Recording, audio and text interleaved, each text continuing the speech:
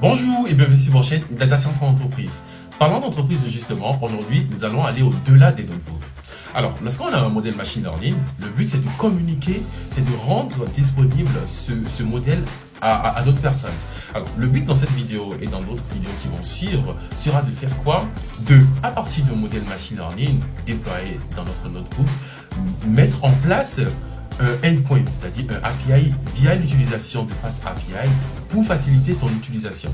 Dès que ce endpoint, c'est-à-dire ce API sera mis en place, pour faciliter sa portabilité, son déploiement, nous allons dockeriser ce dernier en utilisant Docker. Dès que ce modèle dockerisé sera disponible, nous allons le déployer sur une plateforme qu'on appelle Heroku. Alors, pour faciliter la communication entre ce modèle et cette plateforme, nous allons mettre en place une pipeline CI/CD, via l'utilisation de GitHub Action. Je vous invite à suivre attentivement pour ne pas rater ces importantes informations qui ont rapport avec la mise en production de modèles machine learning. C'est parti!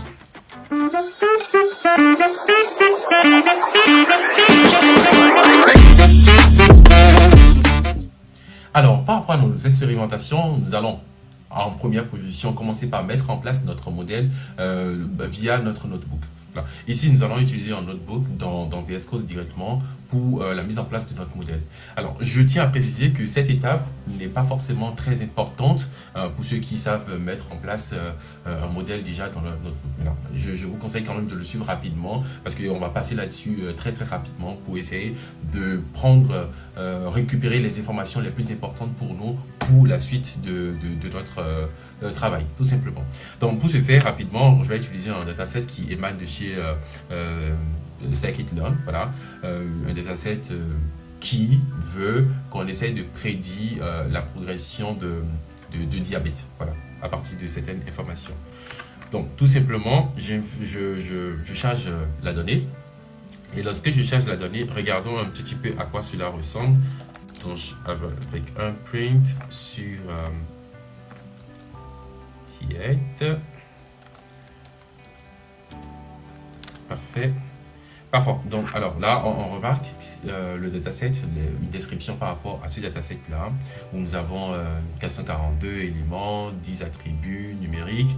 Les attributs sont donnés peut-être nous avons l'âge, nous avons le sexe, nous avons le body mass index, le average blood pressure, et puis nous avons plein d'informations qui émanent de ce dataset-là. Donc, nous allons nous baser en effet sur ce dataset pour concevoir un modèle de prédiction, effectivement, parce que ici, qu'est-ce que nous voulons prédire?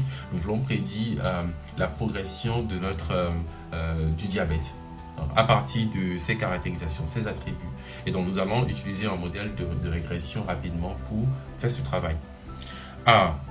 Pour ce faire, effectivement, nous avons récupéré notre dataset, mais il va falloir récupérer toute l'information par rapport aux attributs et l'information par rapport aux éléments à la progression, c'est-à-dire les éléments à prédire.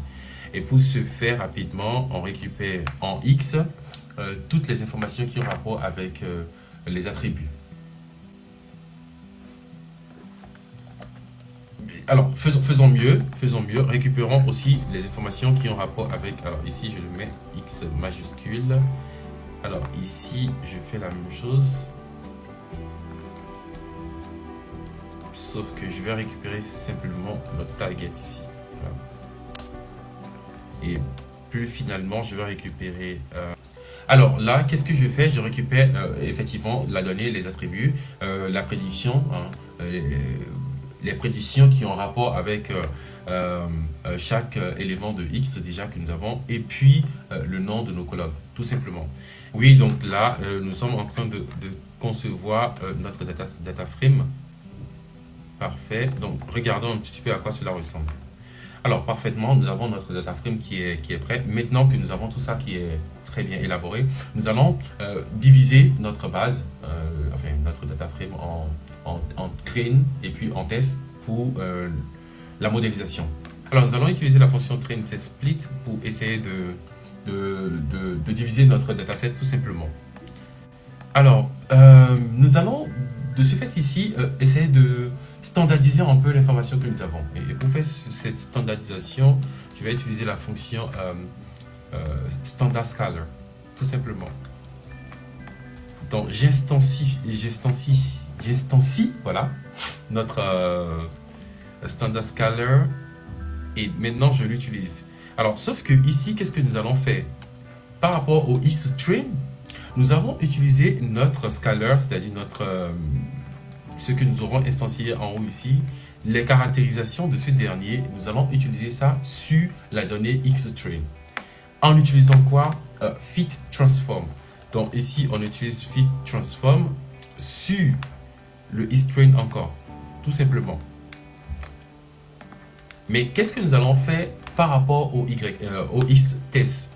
Donc ici, il va falloir que nous conservons l'information qui a été apprise au niveau de notre isStream, c'est-à-dire par exemple la moyenne et puis l'écart type qui ont été utilisés au niveau de isStream. Et c'est ces informations qu'on va utiliser normalement sur le xTest. Et pour ce faire, lorsque nous allons appeler scaler, au lieu d'utiliser la fonction fit transform, nous allons tout simplement utiliser transform. Voilà.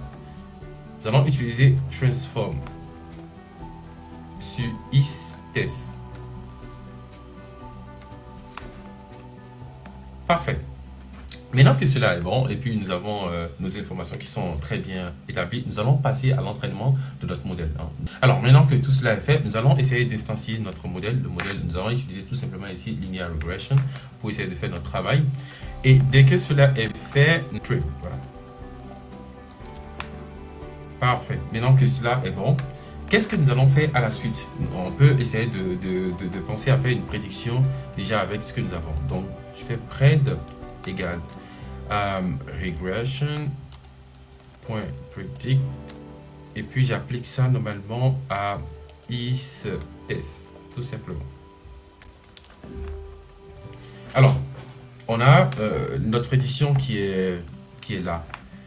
Bon, c'est bien bon, mais quels sont les arguments qui sous-tendent la force, c'est-à-dire si un modèle de régression est meilleur ou pas? Il faut regarder, par exemple, si les résidus suivent une loi normale. Voilà. Les résidus, c'est-à-dire la différence entre le Y-train, enfin le Y-test et puis ce qui a été prédit. Est-ce que cette différence-là suit une loi normale? C'est une information très importante pour s'assurer des performances de notre modèle dans ce cas de figure. Et donc, pour ce faire, alors pour regarder un petit peu les performances de notre modèle, regardons rapidement le résiduel, ce que ça donne. Alors, on fait une représentation pour avoir les idées un peu plus claires. Et pour ce faire, nous allons utiliser ici displot qui permet de représenter la distribution. Parce que ici, qu'est-ce que nous avons? Nous avons le résiduel qu'on calcule là. Parfait, voilà. Mais tout ça, c'est pas interprétable.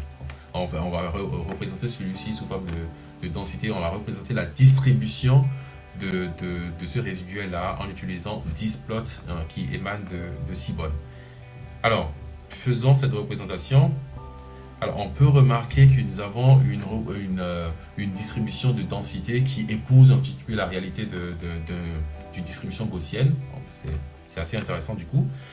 Et pour aller loin, regardons d'autres valeurs numériques de performance. Donc, on peut regarder le mean square error ou encore le square mean, la racine carrée du mean square error qui est de 53 pratiquement, qui n'est pas mal. Voilà, ça dénote du fait que nous avons quand même un modèle plutôt mieux.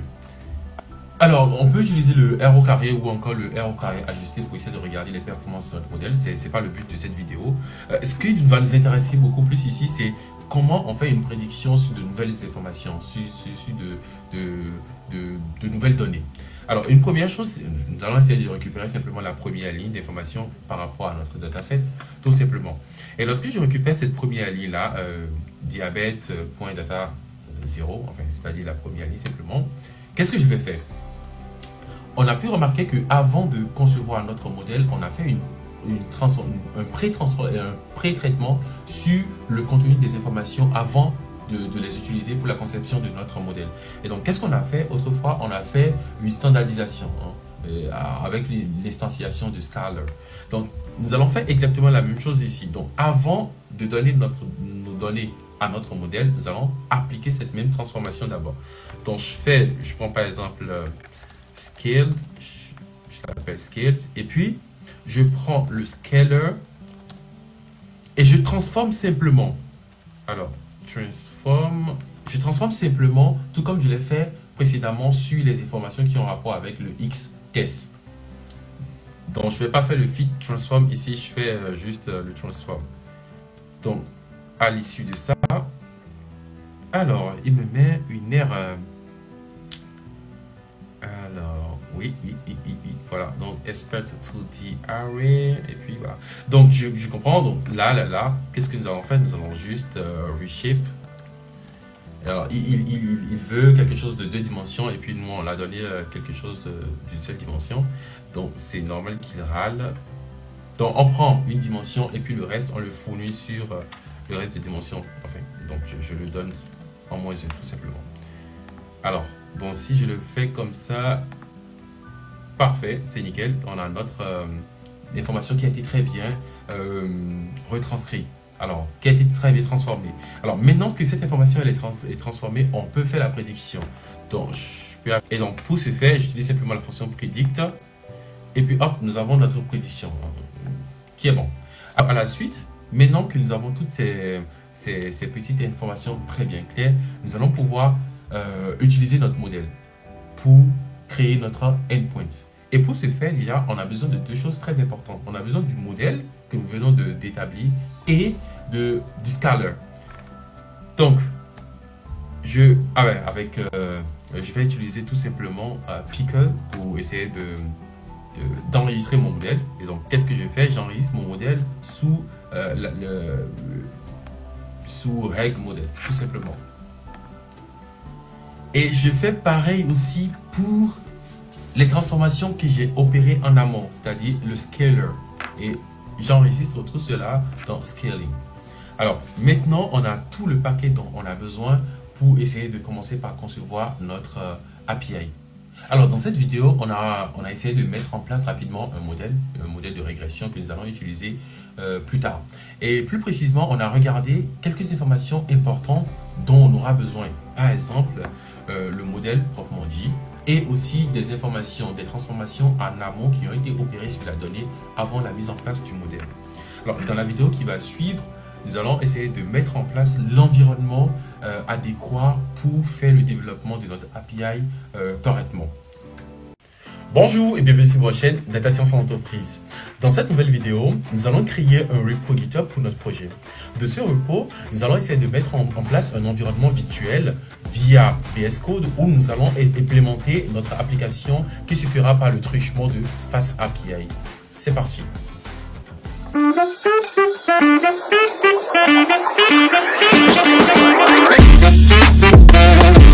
Alors, nous allons créer un GitHub repository pour notre projet. Ça sera la première étape. Donc, pour ce faire, il suffit simplement de se connecter sur GitHub. Voilà. Si vous n'avez pas, il faut en créer du coup. Donc, dans plus, on va choisir New Repository. Et là, on va juste donner un nom, Diabetes. Voilà, c'est bon, c'est parfait. Et là, on laisse ça sur public. On va ajouter un README file. Une licence. Donc voilà, on peut choisir par exemple le MIT licence. Voilà. Ça vaut pas, on choisit ce qu'on veut. Voilà. Alors, on crée notre repo. Parfait. Donc là, nous avons notre repo qui est prêt à être utilisé. Et alors, pour l'instant, il n'y a rien dedans. Donc, qu'est-ce que nous allons faire? Nous allons cloner ce repo-là au niveau local pour pouvoir faire les transformations que nous voulons avec VS Code. Donc, pour ce faire, on clique simplement sur le code. On remarque qu'on est ici dans local. Et pour cloner, nous allons utiliser ce lien ici facilement. Alors, première chose, nous allons utiliser pour faire ce clonage-là Windows PowerShell. Donc, on travaille là-dessus. Parfait. Alors, bon, la première chose pour moi sera d'accéder. Alors, je vais accéder au fichier de mon projet. Alors, donc ça, c'est dans YouTube Project. et là, je suis ici. Donc, je vais prendre celui-là, voilà, et puis je reviens à ce niveau, voilà. Donc, je vais accéder à ça, parfait. Donc là, j'y suis. Maintenant que j'y suis, je vais pouvoir cloner l'information qui est sur mon GitHub dans ce dossier. Et pour ce faire, il suffit de faire git clone.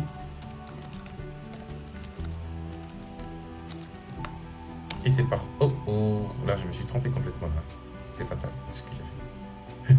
Alors, c'est git clone. Alors, j'avais pas copié, donc du coup, je le mets et c'est parfait. Donc, il est en train de faire le clonage. Voilà, c'est bon, super, c'est bon. Maintenant que ce clonage a été effectué, on peut remarquer normalement dans notre dossier local que nous avons toutes les informations dont on a besoin maintenant. Alors, donc, on a ça, on est ici. Et du coup, on a les informations par rapport au README et autres. Donc, ce que je vais faire, c'est de mettre tout ce qui est à ce niveau. Voilà. Je vais le remettre ici. Parfait.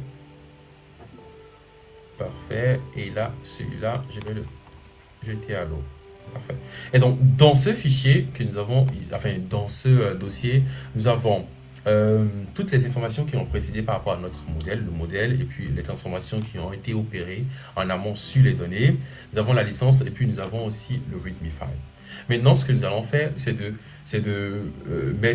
transférer tout cet environnement dans VS Code pour commencer notre développement. Alors, pour ce faire, je vais mettre VS Code. Parfait. Alors là, cette machine est en train de traîner là. Parfait. Pourquoi il bouge ça des fois? Parfait. Donc là, je peux faire ça comme ça. Alors, qu'est-ce que je fais? Je prends simplement ce qui est ici. Je le traîne simplement et puis je le mets dedans. Tout simplement.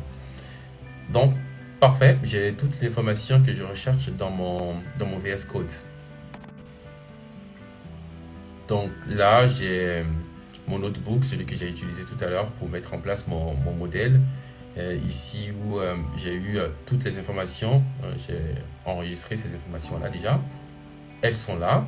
Nous avons notre licence, notre README file et puis nous avons... Alors là, nous avons tout ce dont nous avons besoin maintenant dans notre environnement. Donc, qu'est-ce que nous allons faire maintenant? C'est de créer par exemple un environnement virtuel dans lequel nous allons faire tout le développement. Donc pour ce faire, retournons sur notre alors Windows PowerShell. Donc, je nettoie tout ce qui est là. Alors, pour ce faire, nous allons utiliser la commande Python -m -vnv pour l'environnement virtuel que nous avons créé. Et puis, on donne un nom à notre environnement. Donc, ça sera par exemple myVNV dans notre cas, dans mon cas de figure ici, par exemple. Ça peut se remarquer, on n'a pas encore... Ah, il a créé. Voilà, c'est bon, c'est parfait. Donc, il a créé l'environnement. Maintenant, on va activer l'environnement pour pouvoir travailler dans ce dernier. Et donc, pour ce faire, on va appeler déjà notre environnement VNV. Et puis, script activate. Parfait. Donc là, avec cette représentation nouvelle que nous avons ici, cela prouve effectivement que nous sommes dans notre environnement de développement. Un environnement que nous avons créé spécialement pour ce projet. Et d'ailleurs, c'est la manière la plus mieux de chaque fois mettre en place son projet afin que les packages qu'on a, il n'y ait pas de conflit entre les packages. Donc ici, par exemple, tous les packages que nous allons mettre en place ici n'auront pas à communiquer avec d'autres packages qui étaient déjà installés sur le poste. Donc, ça ne va pas créer des problèmes. Donc, comme ça, on est bien. Alors, qu'est-ce que nous allons faire maintenant que nous avons toutes ces informations qui sont très bien? On peut, à ce niveau, déjà créer, par exemple, toutes les packages. On va essayer de mettre dans un fichier qu'on va appeler requirements.s tout ce que nous allons charger pour notre travail. Donc, pour ce faire, je crée requirement.txt requirement. Il y a un Q qui a manqué quelque part ici. Parfait. Et ici, alors regardons. Je peux déjà mettre Panda comme élément à utiliser. Je peux mettre NumPy. Je peux mettre NumPy, parfait. Je peux mettre scikit-learn. Parfait. Je peux mettre Fast API. Oh, c'est quoi ça? Fast API. Parfait. Alors, pour exécuter une application avec Fast API, on utilise UVCon. Donc, je vais utiliser UVCon. Alors, je dois charger UVCon aussi à ce niveau. Alors, ce qui est sûr, lorsqu'on aura besoin d'autres packages, on va les ajouter au fur et à mesure. Maintenant que ces informations sont bien claires, qu'est-ce que nous allons faire? Nous allons charger, nous allons exécuter normalement tous ces packages dans notre environnement. Et pour ce faire, il suffit de revenir dans notre PowerShell ici et de mettre pipe -r -install -r requirement. Parfait. .tst. Good. Alors, maintenant que toutes ces informations sont bien considérées, nous allons lier notre environnement VS Code avec notre GitHub. Et pour ce faire, nous allons faire git config global. Et puis, ça sera user.name. Et puis, on donne le name. Ça sera chez moi ici à one. Parfait. Tout est bien. Parfait. On fait pareil, mais cette fois-ci avec le mail. Donc, ce sera mail ici. À ce niveau, mon mail c'est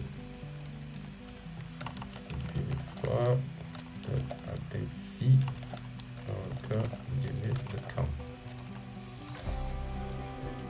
Parfait. Alors, maintenant que tout ça est bon, nous allons pouvoir envoyer tout ce que nous avons dans notre dossier ici sur notre repo GitHub. Mais avant de le faire, il y a peut-être des fichiers qu'on n'a pas envie de trimballer avec nous. Et par exemple, le dossier MyEnvy ici, on ne va pas l'envoyer sur notre repo GitHub. Et pour ce faire, nous allons créer un fichier GitHub ignore. Alors, je fais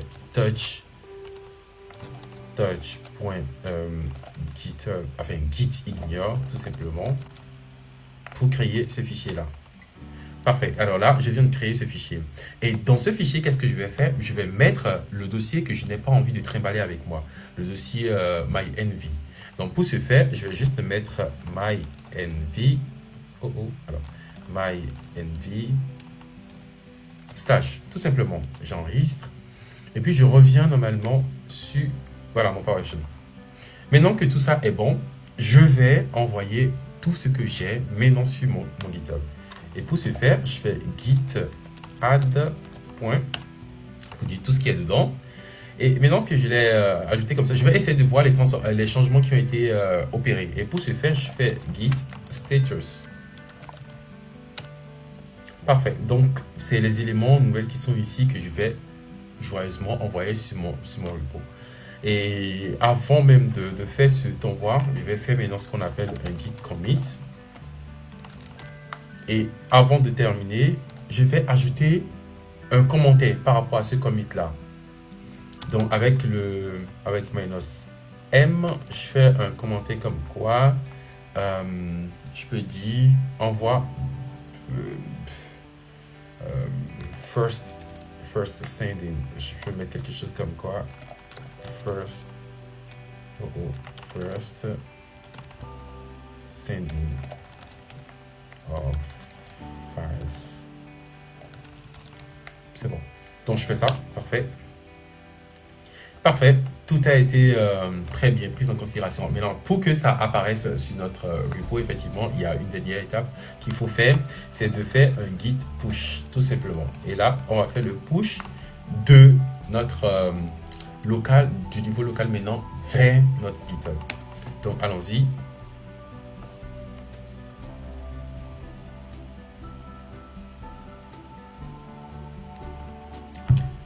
Alors, parfait. Tout a été très bien fait. Alors, je suis dans mon GitHub ici. Je vais essayer de rafraîchir tout simplement. Et puis, parfait. Nous avons toutes les informations dont on a besoin qui sont ici. Tout a été envoyé exactement comme on le souhaitait. Ici. Donc, maintenant que tout ça, l'environnement virtuel avec VS Code, la liaison avec GitHub et notre environnement de développement local est établi, maintenant que tout ça est bon, dans la vidéo qui va suivre, nous allons pouvoir commencer par coder notre application proprement dite. Restez, abonnez-vous, likez, partagez, et voilà, restez à l'écoute de l'information qui va suivre. Au revoir. Bonjour et bienvenue sur votre chaîne Data Science pour l'entreprise. Dans les vidéos qui ont précédé, nous avons essayé de mettre en place notre modèle machine learning. Nous avons mis en place aussi l'environnement nécessaire pour le déploiement ou pour la mise en place de notre API. Dans cette nouvelle vidéo, nous allons déployer au moyen de Fast API les endpoints que nous allons utiliser pour notre application. C'est parti.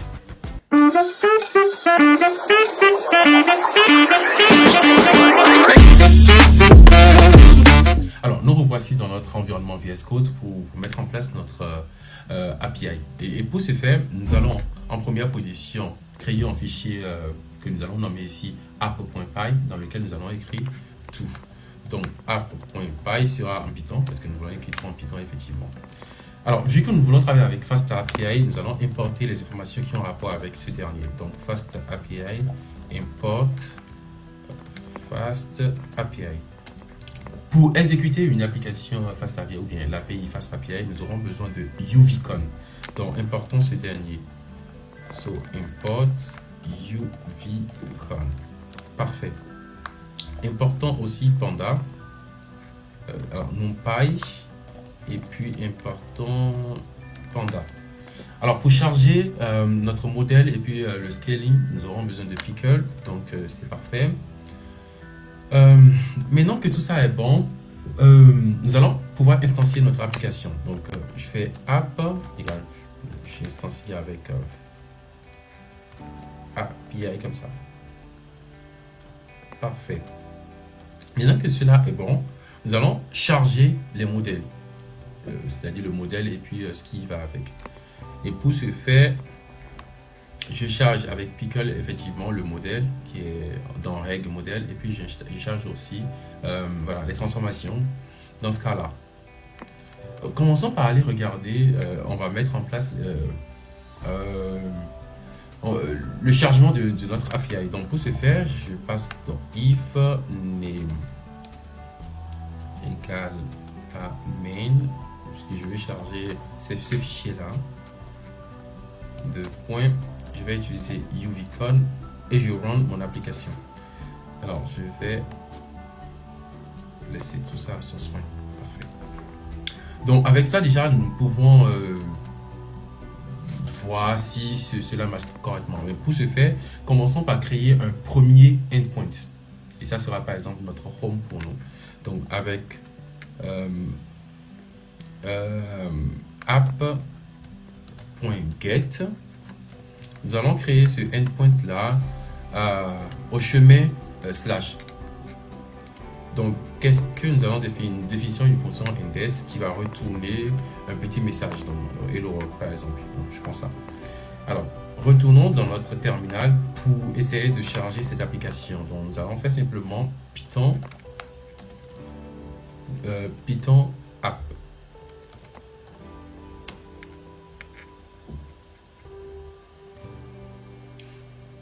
Parfait, parfait. Alors, notre application réside à l'adresse qui est là.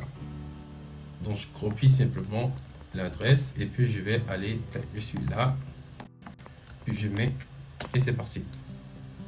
Parfait. Donc, nous avons exactement ce que nous avons mis tout à l'heure là-bas, message qui est Hello World. Donc, on est bel et bien dans l'application qui fonctionne. Mais non.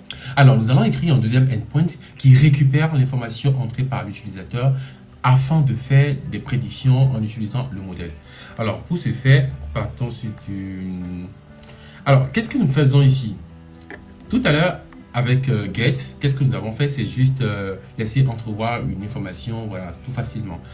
Avec post, qu'est-ce que nous voulons faire? Nous voulons permettre à ce que nous récupérons, le système puisse récupérer une information donnée en entrée afin de faire un retour. Donc, pour ce faire, nous allons utiliser post. Et par rapport à notre endpoint, on va essayer de le mettre à predict, tout simplement. Donc, ça sera sur prédicte que nous aurons notre retour. Alors, définition, la fonction qui permet de faire cette prédiction. Alors, donc je vais définir une fonction que j'appellerai prédiction. Voilà. Alors, cette fonction doit récupérer normalement les différentes variables, c'est-à-dire les inputs de mon modèle. Normalement, c'est ça. Alors, les inputs de notre modèle sont normalement des floats. Donc, il peut arriver qu'en lieu et place de mettre du float, l'utilisateur mette quelque chose comme un string. Donc, ce qui va faire planter probablement le travail parce que ça ne va pas bien fonctionner. Donc, pour exiger ça forcément de l'utilisateur, nous allons créer un type pour utilisation. Alors, regardons comment cela va se passer. Pour créer ce type particulier, nous allons utiliser Pendentic. Donc, from Pendentic, import base model. Parfait. Alors, avec ça, nous allons créer une classe maintenant de variables particulières. Voilà. Je vais appeler cette classe-là input var base model. Alors, qu'est-ce que cela va contenir? Il va contenir toutes les variables que nous avons dans notre cadre de travail et surtout la précision que nous voulons, le type que nous voulons pour cette variable-là. Donc, il y a par exemple la variable âge qui doit être fixée comme étant un float, parce qu'on a un float de l'autre côté là-bas, et ainsi de suite. Et puis S6 qui est aussi un float, tout simplement. Maintenant que nous avons ça, nous avons une variable, nous avons mis en place une nouvelle variable qui s'appelle input var, qui sera le type que nous allons donner à notre fonction prédiction. Donc, à ce niveau, nous allons revenir sur notre fonction en disant, bon, nous allons créer quelque chose qui sera notre data. Voilà, tout simplement, j'appelle ça data. Et data sera de type input var. Voilà. Maintenant, avec cela, il y a deux points ici qui manquent. Alors, avec cela, comment cela va marcher? Nous allons en première position récupérer toute la donnée qui est dans data. Donc, pour ce faire, prenons simplement data et nous allons utiliser une fonction spéciale JSON normalized, parfait, que nous allons appliquer maintenant à la donnée que nous allons récupérer.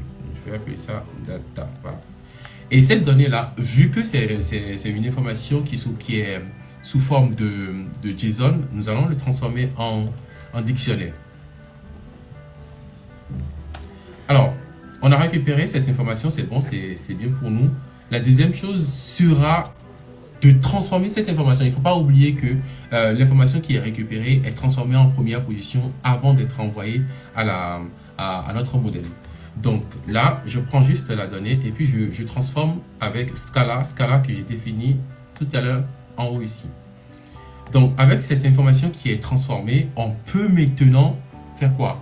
Envoyer la donnée à notre modèle pour qu'il fasse des prédictions.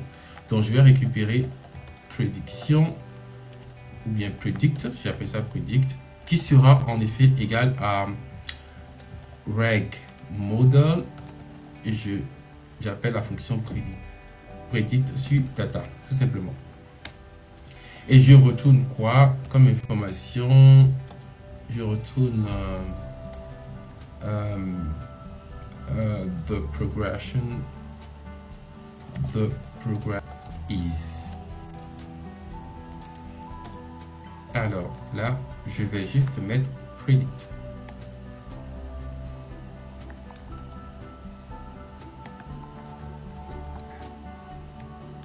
Parfait. Donc là, qu'est-ce que nous avons fait en somme? Nous avons en particulier créé notre endpoint qui va récupérer l'information de l'utilisateur afin de faire une prédiction. Et lorsque ce dernier récupère l'information, comment cela va se passer?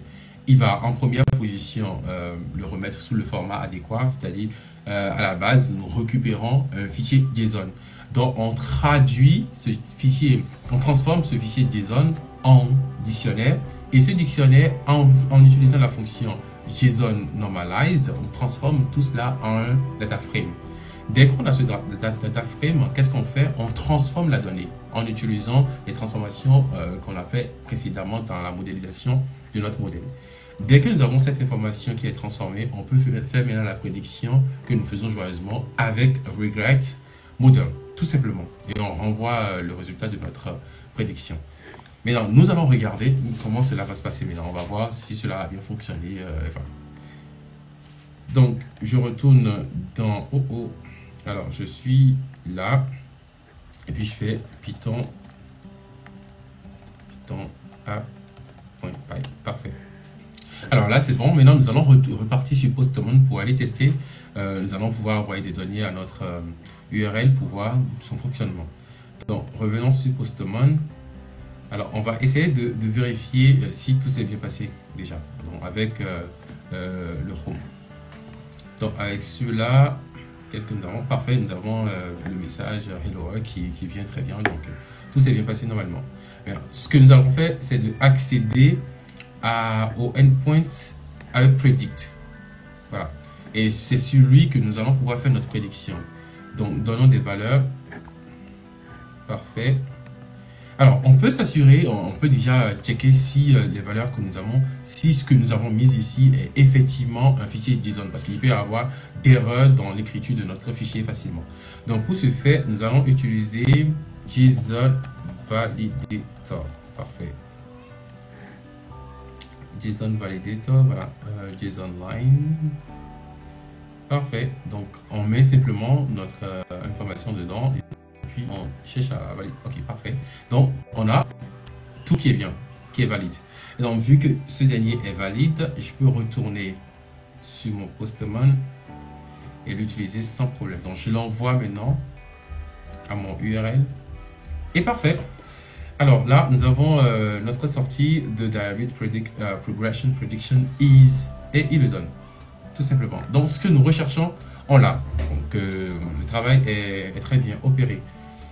C'est nickel, c'est joli. Donc, revenons sur notre modèle. On peut se poser la question, mais est-ce qu'on a forcément... Est-ce qu'un client ira utiliser, par exemple, Postman pour envoyer sa requête? Et non. C'est normalement le travail des développeurs front-end de mettre en place une page où on peut cliquer, mettre les informations et avoir le retour suivant les informations que nous allons mettre. Donc ici, qu'est-ce que je vais faire? Je vais essayer de réécrire celui-là, je vais réaméliorer rapidement et voilà. Alors, pour améliorer un petit peu mon application, qu'est-ce que j'ai fait? En première position, j'ai créé un fichier HTML, voilà, qui me permet normalement de récupérer. Alors là, il est en train de charger. Alors, qui me permettra de récupérer en fait l'information, tout simplement sous forme de formulaire, et renvoyer en fait simplement ma prédiction. Alors, si cela est bon, qu'est-ce qui s'est passé ici? J'ai importé Jinja, template, tout bazar. Et puis, mon home, je lui donne directement mon fichier HTML. Et au niveau des prédictions aussi, dès que je récupère toute l'information, dès que je récupère l'information qui émane de mes formulaires, je les donne directement à ma prédiction en utilisant juste, en spécifiant que le float émane de forme. C'est la manière dont on récupère les informations qui émanent d'un formulaire. Donc, les mêmes transformations ont été opérées et on a notre sortie. Donc, avec cela, on va regarder un petit peu comment cela va se passer aussi. Donc, si je charge et puis je retourne sur mon... Voilà, je mets celui-ci. Je coupe d'abord. Parfait. Alors, je le relance. Ok, tout s'est bien passé. On a toujours notre URL qui n'a pas changé. On le prend et puis on revient dans notre navigateur. Et ici, nous n'allons pas utiliser par exemple Postman parce que ici on aura la possibilité d'écrire directement, de communiquer directement avec notre URL. Donc, avec ce dernier, si je suis à ça, qu'est-ce que ça me donne? Parfait. Donc, j'ai effectivement mon formulaire qui m'attend, qui attend que je renseigne des informations pour avoir la prédiction en retour. Donc, je vais essayer de mettre des choses. Voilà, je mets n'importe quoi. je mets toi, je fais ça, c'est ça, et toi, c'est ce que tu fais. Voilà. Alors, en effet, tout est bien passé. Donc voilà, notre application fonctionne très très bien. Et donc, à la suite de ça, qu'est-ce que nous allons faire? Bon, avec ce que nous avons, on peut déjà déployer notre application sur un serveur cloud hein, pour faciliter son accès. Mais avant de faire ça, nous allons faire mieux en dockerisant notre application, notre API d'abord avant de faire ce déploiement-là. Donc dans la vidéo qui va suivre, je vous invite à rester câblé là-dessus. Nous allons apprendre à faire cette dockerisation et le déploiement et tout ce qui va avec. Au revoir. Bonjour et bienvenue sur votre chaîne Data Science Entreprise. Dans cette nouvelle vidéo, nous allons apprendre à dockeriser notre API, celui que nous avons créé précédemment. À la suite, nous allons mettre en place un pipeline CI/CD en utilisant GitHub Action. Le tout sera déployé sur une plateforme qu'on appelle Heroku. C'est parti.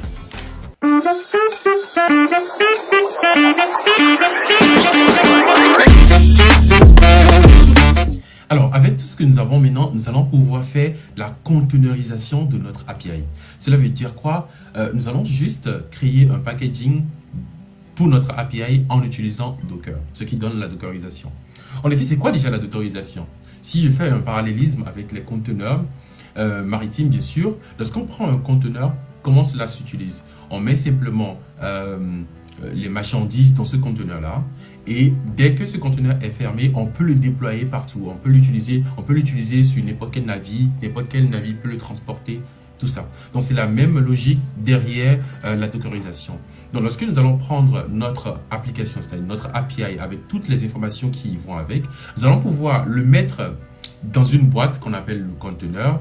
Et dans cette boîte-là, il pourra être utilisé partout. On pourra le déployer sur un système Windows, sur un système Linux, sur n'importe quel type de plateforme que nous recherchons. Pourquoi il faut faire quelque chose comme ça? C'est pour éviter la question de conflit qui peut exister entre les versions de librairie qu'on a utilisées pour mettre en place notre application. Parce que si je prends, ici par exemple, nous sommes en train de faire le développement de notre travail sur Windows. Donc, il peut arriver qu'une personne veuille vouloir faire un déploiement, veuille vouloir utiliser ce modèle sur Linux. Donc, normalement, on doit lui faciliter la tâche à telle enseigne qu'il n'aura plus à faire les mêmes installations, essayer de faire les éléments, essayer de trouver les similitudes entre les installations sur Windows et puis les installations sur Linux, et ainsi de suite. Donc, tout ça pour éviter les tracasseries, pareil, nous allons dockeriser simplement notre application. Alors, pour faire cette dockerisation, nous avons besoin d'un fichier très important qu'on appelle Dockerfile, tout simplement. Donc, avec ce Dockerfile, parfait. Donc, nous avons notre Dockerfile. Et pour utiliser ce Dockerfile, on utilise ce Dockerfile pour créer une image par rapport à notre API. Comment cela se fait? Nous aurons besoin de quelques commandes. Donc, on a une première commande qu'on appelle from, deuxième, et ainsi de suite. Alors, avec from, qu'est-ce qu'on fait? Lorsque nous prenons l'exemple sur notre ordinateur, en première position, il y a un système de base qui existe sur notre ordinateur. C'est le système d'exploitation. Et sur ce système d'exploitation, maintenant, on vient installer tout ce dont on a besoin sur notre machine. C'est la même chose aussi pour l'utilisation de nos conteneurs. Donc, nous allons prendre nos conteneurs, mettre un système initial. Ici, dans notre cas de figure, nous allons mettre une image initiale. Et ça sera quoi? Une image Python. Une image Python que je vais appeler simplement le 3.8 Slim. Alors, 3.8, voilà. 3.8, le Slim. Voilà. Le Slim, c'est quelque chose de moins lourd, enfin, pas très chargé, hein, pour faciliter mon travail. Ah, alors, ici, là, je fais une erreur monumentale. Voilà. Donc, c'est bien ça. Donc, on met dans notre conteneur une image de base.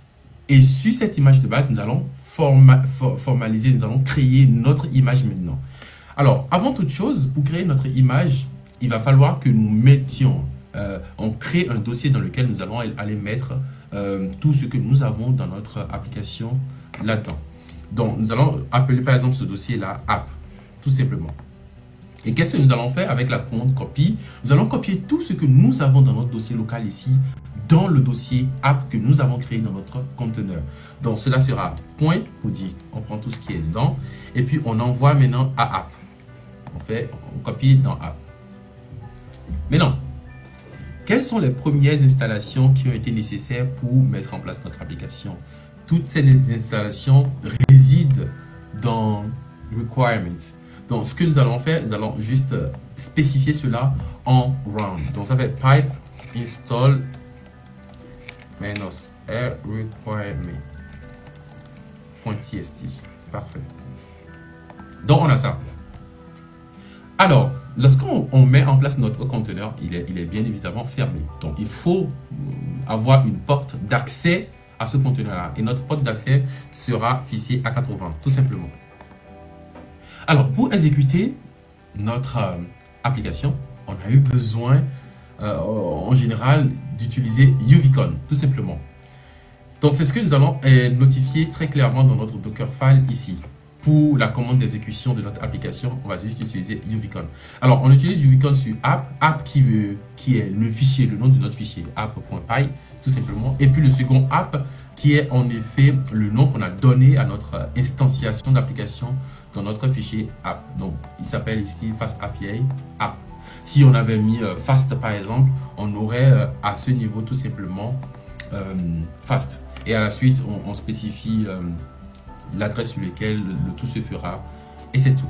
Donc ça nous permet de mettre en place notre Dockerfile. Tout est bon. Maintenant, nous voulons faire un déploiement de notre application sur Heroku. Donc il va falloir mettre en place une certaine forme de paramétrisation, un fichier de configuration, tout comme on l'a fait pour notre Dockerfile. Donc ce fichier, pour gérer la paramétrisation avec Heroku, s'appelle Parfait. Donc, ce fichier s'appelle Procfile. Et qu'est-ce que nous allons faire avec ce fichier? Nous allons juste spécifier la manière dont on fait notre configuration pour notre API.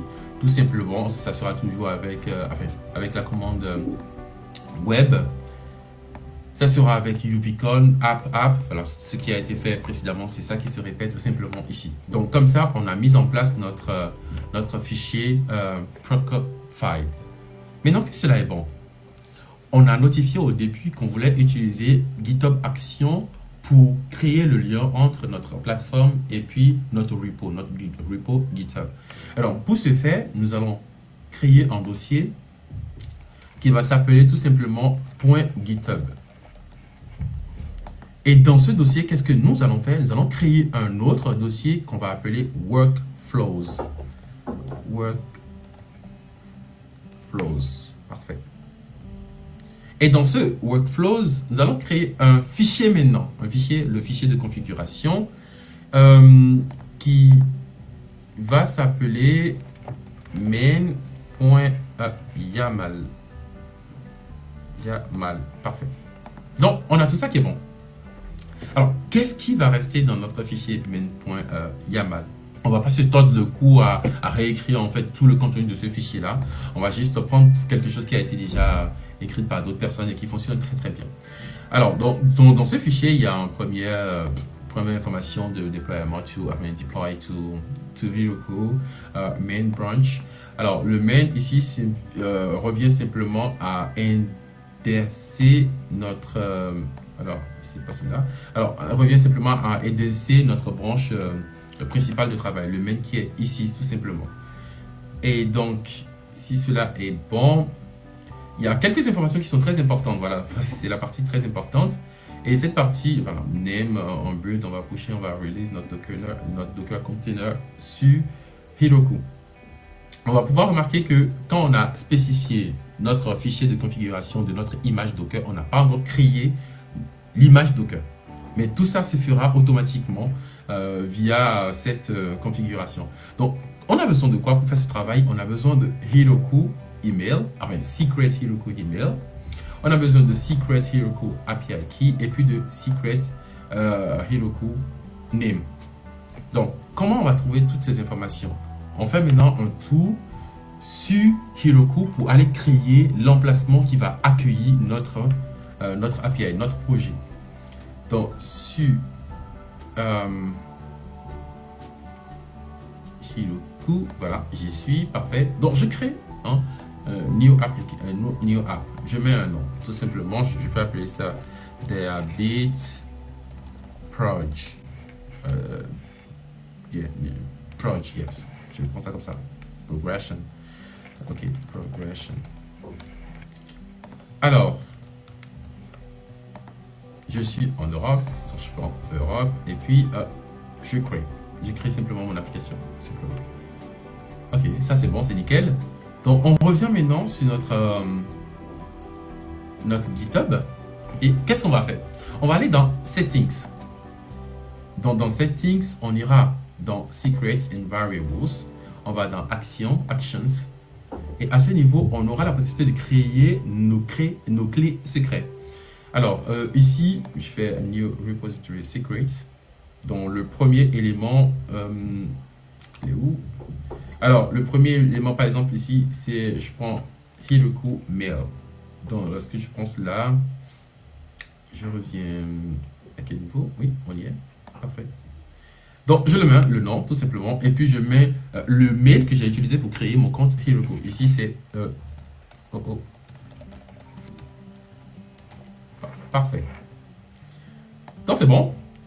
Alors, une deuxième chose sera de regarder notre deuxième clé qui est Heroku API Key. Donc, je retourne là pour mettre mon Heroku, le New Secret Key, Heroku API Key. Alors, je retrouve mon Heroku API Key à quel niveau? Je vais juste faire en tout sur mon compte. Sur Account Settings, je descends et puis voilà, je le retrouve ici dans Reveal. Je peux le prendre tout simplement et puis je reviens à ce niveau et je le mets. Parfait. Donc, je le sais. Le suivant, il y a un troisième élément qu'il faudra mettre aussi. Le troisième élément, c'est le Heroku App Name. Donc, je le prends tout simplement. Et puis, on y est là. Je le mets. Alors, le App Name, c'est le nom qu'on a donné à notre application dans notre cas de figure. Donc, je reviens sur Dashboard. C'est celui-là. Donc, je le copie simplement. Et puis, je viens mettre à ce niveau. Parfait.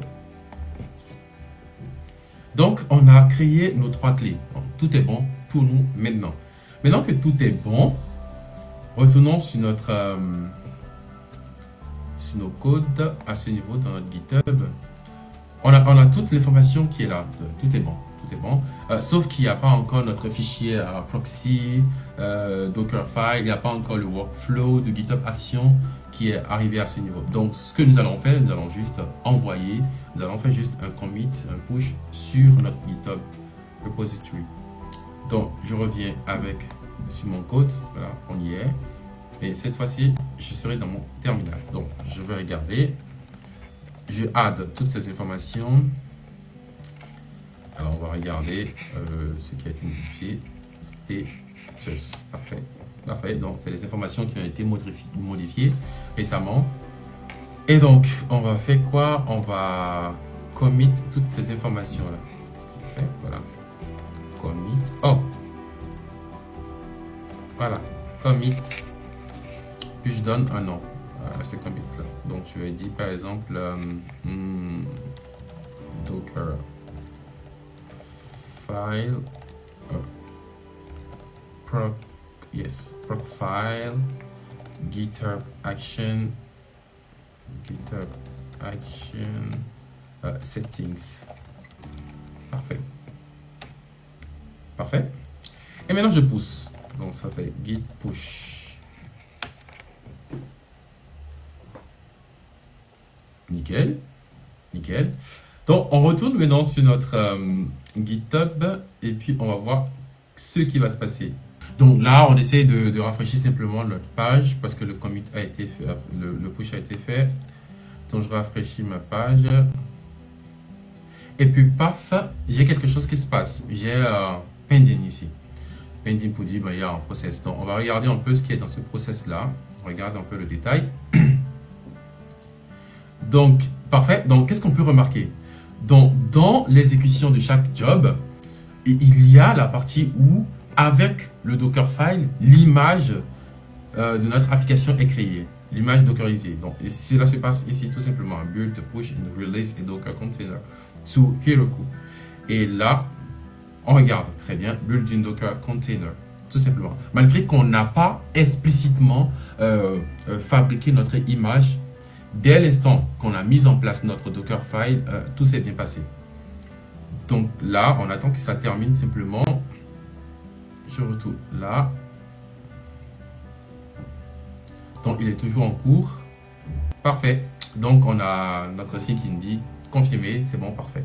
Donc, maintenant que tout c'est bon, tout est bon ici, il n'y a plus rien à faire sur notre Heroku plateforme. Donc, on peut aller regarder peut-être nos logs par rapport à ce qui s'est passé.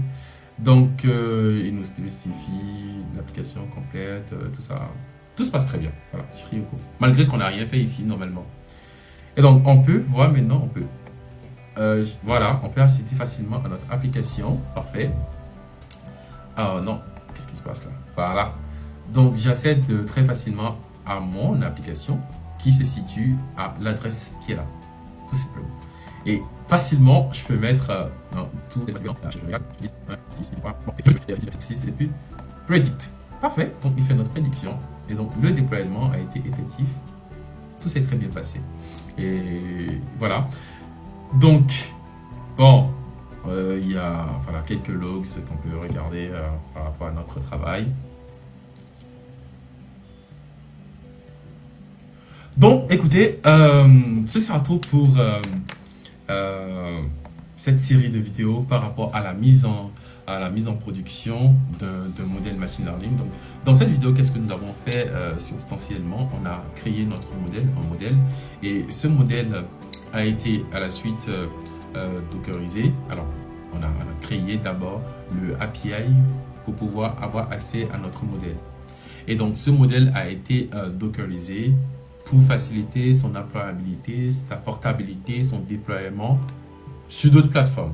Dès que nous avons cette version dockerisée, nous avons pratiquement terminé le travail parce que le reste a été simplement la mise en place d'un pipeline CI/CD via l'utilisation de GitHub Action pour lier notre repo, enfin le projet, le repo de notre projet et puis la plateforme de déploiement qui est Heroku dans notre cas de figure. Et voilà, tout s'est bien passé. Et voilà. Merci pour ceux qui sont restés jusqu'à la fin. N'hésitez pas à partager, à commenter, à surtout vous abonner pour donner la force pour continuer le travail comme ça. Alors, s'il y a des choses que vous souhaiterez avoir, enfin, qui paraissent un peu floues, n'hésitez pas à me le demander en commentaire. Je n'hésiterai pas à vous répondre. Merci. Bye bye.